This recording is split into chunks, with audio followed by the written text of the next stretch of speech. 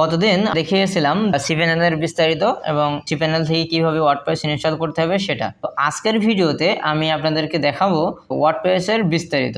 চলুন দেখা যাক। গতদিন তো দেখেন যে ওয়ার্ডপ্রেস আমরা cPanel থেকে ইনস্টল করছিলাম, বাট আমরা কিন্তু ওয়ার্ডপ্রেসে লগইন করে নেই। তো আজকে আমরা লগইন করব। ওয়ার্ডপ্রেসে লগইন করতে হলে আমাদের যেই কাজটা করতে হবে সেটা হলো ডোমেইনটা, আমরা যেই ডোমেইনটা নিয়ে কাজ করতেছিলাম, তো এটা আমরা একটু ওপেন করব। এই কি অবস্থায় আছে আমাদের ডোমেইনটা একটু দেখি। গতদিন আমরা ওয়ার্ডপ্রেসটা ইনস্টল করেছিলাম, তো আমাদের দেখেন যে আমাদের এখন এই ইন্টারফেসটা আছে। তো এইটা হলো আপনার ওয়ার্ডপ্রেস ইনস্টল করার সাথে সাথে ওয়ার্ডপ্রেসের একটা ডিফল্ট থিম ইনস্টল হয়ে যায়। তারপরে আমাদের ইন্টারফেসটা এমন দেখায়, মানে এটা একদম একটা বেসিক ইন্টারফেস। আমরা কোনোই কাজ করিনি, শুধুমাত্র ওয়ার্ডপ্রেসটা ইনস্টল করেছি। তো এখন আমরা ওয়ার্ডপ্রেসের ড্যাশবোর্ডে লগ ইন করবো। তো লগ ইন করার জন্য আপনাকে কি করতে হবে, এই যে ডোমেইন নেমটা আছে, ডোমেইন নেমের পরে আপনার একটা ফরওয়ার্ড স্ল্যাশ দিতে হবে। দেওয়ার পরে আমরা লিখবেন যে WP অ্যাডমিন লিখে এন্টার দিতে হবে। ওকে, তো এখন আমাদের দেখেন যে এখন আমাদের ওয়ার্ডপ্রেসের লগ ইন ইন্টারফেসটা চলে আসলো, অ্যাডমিন প্যানেল। তো এখান থেকে আমরা কি করব, যে আমাদের যেই ওয়ার্ডপ্রেস ইনস্টল করার সময় যেই ইউজার নেম পাসওয়ার্ড দিয়ে রাখছিলাম, সেই ইউজার নেম পাসওয়ার্ডগুলো এখানে দিয়ে রাখবো। তো এখানে আমাদের ইউজার নেম পাসওয়ার্ড সেভ করা আছে, সেটা আমরা দিব। দেখেন যে এই যে আমরা এই ইউজার নেম, এই যে পাসওয়ার্ড এবং ইউজার নেম আমরা সেভ করে রাখছিলাম। তো এখান থেকে আমরা পাসওয়ার্ড দিয়ে দিলাম। তো এখান থেকে আমরা অ্যাডমিন দিয়ে দিব, যে আমাদের ইউজার নেমটা ছিল অ্যাডমিন এবং এখানে এটা পাসওয়ার্ডটা ছিল এটা। তো এরপর আমরা লগ ইন করবো। তো দেখেন ফাইনালি আমাদের ড্যাশবোর্ডে লগ ইন হয়ে গেল, আমাদের ওয়ার্ডপ্রেসের ড্যাশবোর্ডে লগ ইন হতে পারলাম। তো এখন আমরা এই ড্যাশবোর্ড সম্পর্কে একটু পরিচিত হব, যে আমাদের এটাকে কোনটা কি বলে এবং এটার কোনটার কি কাজ। আমাদের আজকের ভিডিওর মূল বিষয় হচ্ছে ওয়ার্ডপ্রেসের ড্যাশবোর্ড পরিচিতি। তো ফার্স্টে আপনারা দেখেন যে এই অপশনটা আছে, যে ওয়ার্ডপ্রেসের যে আইকনটা আছে, এখান থেকে আমরা দেখাচ্ছে, এখান থেকে আমরা ওয়ার্ডপ্রেস সম্পর্কে জানতে পারবো এবং ওয়ার্ডপ্রেসের অফিসিয়াল যে ডকুমেন্টগুলো যা কিছু আছে সব এখান থেকে আমরা ইনফরমেশন পাবো। বাট আমাদের এইটা এখন আমাদের সাইটে আপাতত কাজে লাগছে না, এজন্য ওইটা নিয়ে আমরা এখন আর কাজ করব না। আসলে এখানে যেই বিষয়গুলো খুব বেশি ইম্পর্টেন্ট, সেই বিষয়গুলোকে আমি বেশি হাইলাইট করব। এরপরে যে অপশনটা আছে দেখেন, এরপরে আছে আমাদের মাই ব্লগ যে অপশনটা আছে, এখান থেকে আমরা আমাদের সাইট ভিজিট করতে পারি। তো এখান থেকে আমরা দেখেন যে আমাদের সাইটটা নিউ ট্যাবে একটা ভিজিট করি, এখান থেকে আমাদের ইন্টারফেসটা আছে। তো এখন আমরা এখনও কাজ শুরু করিনি, কাজ শুরু করলে এই ইন্টারফেসটা চেঞ্জ হবে আস্তে আস্তে। তো এখান থেকে আমরা সাইটটা ভিজিট করব। তো এরপরে আমাদের কমেন্ট অপশন আছে, এখান থেকে এখানে নিউ অপশন থেকে অনেকগুলো অপশন আছে, যে অপশনগুলো আমরা এই আমাদের যে ড্যাশবোর্ডের যে মেনুগুলো আছে এখান থেকে আমরা চেঞ্জ করতে পারবো, কন্ট্রোল কাস্টমাইজ করতে পারবো। তো এখান থেকে আরও বিস্তারিতভাবে এই মেনুগুলো সম্পর্কে আমরা জানতে পারবো। তো এখন ডান পাশে এখন দেখেন, ডান পাশে যে বিষয়টা আছে সেটা হচ্ছে লগ ইন। আমরা যে লগ ইন প্যানেল যেটা আছে, আমরা যে অ্যাডমিন প্যানেলে লগ ইন হয়ে আছি, তো এইটা আর কি এটা। তো এইখানে আর একটা যে অপশনটা আছে সেটা হলো স্ক্রিন অপশন। তো এখান থেকে আমরা যদি একটু ক্লিক করি তাহলে দেখি আমাদের বিভিন্ন অপশনে চেকমার্ক দেওয়া আছে, তার মানে এই ফিচারগুলো আমাদের এখানে এই ওয়েবসাইটে অ্যাক্টিভেট করা আছে। তো এইগুলা যদি আমরা আনচেক করে দিই তাহলে আমাদের একটা একটা করে ফিচার এখান থেকে চলে যাবে। বাট আমরা এখন কি করব, সবগুলোই চেকমার্ক দিয়ে রাখবো। এখন আপাতত আমরা এটা অফ করব না। তো এরপরে আমাদের মূল যে ড্যাশবোর্ডটা, এখানে আমাদের ড্যাশবোর্ডের হোমে আসি, তাহলে আমাদের ড্যাশবোর্ডে যখন হোমে থাকবো তখন আমাদের ইন্টারফেসটা এমন দেখাবে। এটা আমাদের ব্যাক এন্ড সাইড, এটা আমাদের ফ্রন্ট এন্ড সাইড। এটা আমাদের ওয়েবসাইটের মানে ইউজার ইন্টারফেস, আর এখান থেকে আমাদের অ্যাডমিন প্যানেল ড্যাশবোর্ড। ওকে, তো এরপর আমাদের যে অপশনটা আছে সেটা হলো আপডেটস।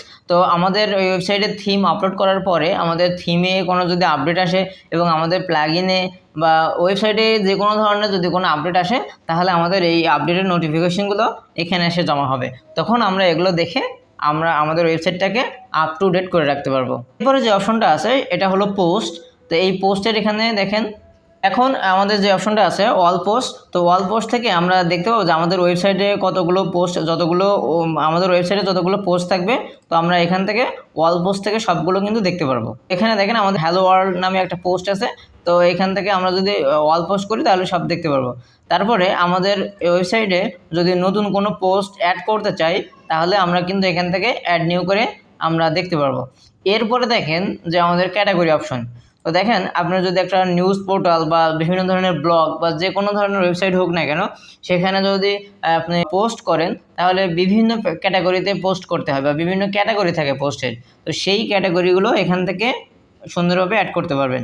তারপরে যে অপশনটা আছে ট্যাগ, ট্যাগটা হলো যে আপনার ওয়েবসাইটের কোনো পোস্ট দেখা যাচ্ছে যে খুঁজে পাইতে আপনার এখানে যদি কোনো ট্যাগ দিয়ে রাখেন, তো সেই ট্যাগের কিওয়ার্ড দিয়ে যদি কেউ সার্চ করে গুগলে, তাহলে দেখা যাচ্ছে যে আপনার ওয়েবসাইটটা পেয়েও যেতে পারে। তাহলে এই জন্য ট্যাগের সুবিধা হচ্ছে এটা যে আপনার যদি কিছু ট্যাগ দিয়ে রাখেন তাহলে সেখান থেকে আপনাকে খুঁজে পেতে সুবিধা হবে।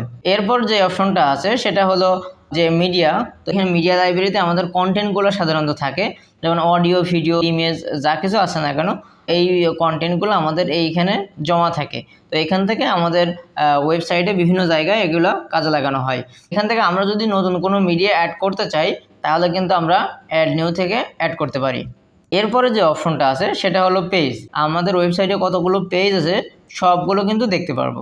তো এরপরে হচ্ছে ওয়েবসাইটে যদি কোনো নতুন পেজ অ্যাড করতে চান তাহলে কিন্তু এই অ্যাড নিউ থেকে পেজ অ্যাড করতে পারবেন। এরপরে কমেন্টসের অপশন থেকে দেখা যাচ্ছে যে আপনার ওয়েবসাইটে যদি কেউ যদি কমেন্ট করে তাহলে সেই কমেন্টগুলো অ্যাপ্রুভ করতে পারবেন, আনঅ্যাপ্রুভ করতে পারবেন, অথবা ডিলিট করেও দিতে পারবেন। এরপরে যে অপশনটা আছে সেটা হচ্ছে মোস্ট ইম্পর্টেন্ট অপশন, সেটা হলো অ্যাপিয়ারেন্স। তো এখান থেকে আপনার ওয়েবসাইটে একটা থিম অ্যাড করতে পারবেন। তারপরে হচ্ছে যে এখানে আমরা যখন থিম এইখানে ইনস্টল করব তখন এইখানে কিন্তু অনেক আরও অপশন যুক্ত হবে, তখন এই বিষয়টা আরও বিস্তারিতভাবে আমরা জানতে পারবো, দেখতে পারবো। তো এরপরে যে অপশনটা আছে সেটা হলো প্লাগইনস। তো দেখেন যে আমাদের ওয়েবসাইটে যখন থিম আপলোড করব তখন আমাদের ওয়েবসাইটে বিভিন্ন ফিচার অ্যাড করা হবে, ঠিক আছে। তো এই ফিচার অ্যাড করার জন্য কিছু প্লাগইন প্রয়োজন হয়, যেগুলো আছে নতুন নতুন অ্যাডিশনাল কিছু ফিচার আমাদের ওয়েবসাইটে অ্যাড করে দেয়। তো সেইগুলো আমাদের প্লাগইনের মধ্যে অ্যাড করতে হয়। তো আমরা যখন থিমটা ইনস্টল করব তখন অলরেডি রিকমেন্ড থাকে যে কিছু প্লাগইন ইনস্টল করতে হয়। সেই প্লাগইনগুলো আমরা সব এখান থেকেই দেখতে পাবো, যে ইনস্টল প্লাগইনগুলো। এরপরে আমাদের ওয়েবসাইটে যদি আরও কোনো প্লাগইন প্রয়োজন হয় তাহলে আমরা এখান থেকে অ্যাড নিউ করলে আমাদের সেই প্লাগইনগুলো দেখতে পারবো। এরপর আমাদের এখানে ইউজার। তো ইউজারের ইন্টারফেস থেকে আমরা একটা জিনিস দেখতে পাবো, সেটা হলো যে ইউজার থেকে যদি আপনার ওয়েবসাইটে একাধিক পার্সন অ্যাড করতে চান, যে আপনি আপনার ওয়েবসাইটের পাসওয়ার্ড, আইডি পাসওয়ার্ড অন্য কাউকে দিবেন না, যে আপনি অন্য কাউকে অ্যাড করবেন বা তার যতটুকু কাজ ততটুকু অ্যাক্সেস দিয়ে আপনি অ্যাড করবেন, তাহলে কিন্তু এখান থেকে আপনি অ্যাড করতে পারবেন। এরপরে আমাদের এখানে টুলস অপশনটা আছে। টুলস অপশনে বিভিন্ন অপশন আছে, এগুলো আমরা যখন বিস্তারিত দেখবো, ওয়েবসাইটে কাজ করবো, তখন আমাদের কোনটা কি প্রয়োজন হয় সেটা আমরা দেখবো। এবারে দেখেন সেটিংসের বিভিন্ন অপশন আছে, অপশনগুলো নিয়ে আমরা এখান থেকে এই সেটিংসের বিভিন্ন অপশনগুলো এগুলা বিস্তারিত আমরা পরে দেখাবো। এরপরে যে অপশনটা আছে সেটা হচ্ছে কলাপস মেনু। তো এখানে প্রেস করলে আমাদের দেখেন যে স্ক্রিনটা এটা হাইড হয়ে গেল। এরপর আমরা এখানে আবার যদি ক্লিক করি তাহলে আমাদের আগের ইন্টারফেসে চলে আসলো। তাহলে এইটা ছিল আমাদের মূলত আর কি ওয়ার্ডপ্রেসের ড্যাশবোর্ড। তো এইখানে থিম দেখেন যে এই ড্যাশবোর্ডগুলো আমরা জাস্ট একটু পরিচিত হলাম, ওভারভিউটা দেখলাম। তো এখানে যখন আমরা একটা থিম আপলোড করব তখন এই ড্যাশবোর্ডে কিন্তু আরও অপশনগুলো অ্যাড হয়ে যাবে, তখন এগুলা প্র্যাকটিক্যালি আরও সুন্দরভাবে আমরা এগুলাকে এক্সপ্লেন করতে পারবো, আপনাদেরকে দেখাতে পারবো। তো এইটা ছিল আমাদের আজকের ভিডিও, ওয়ার্ডপ্রেসের ড্যাশবোর্ড পরিচিতি। হবে আরও বিস্তারিত পরবর্তী ভিডিওতে। দেখতে থাকুন। আল্লাহ হাফেজ।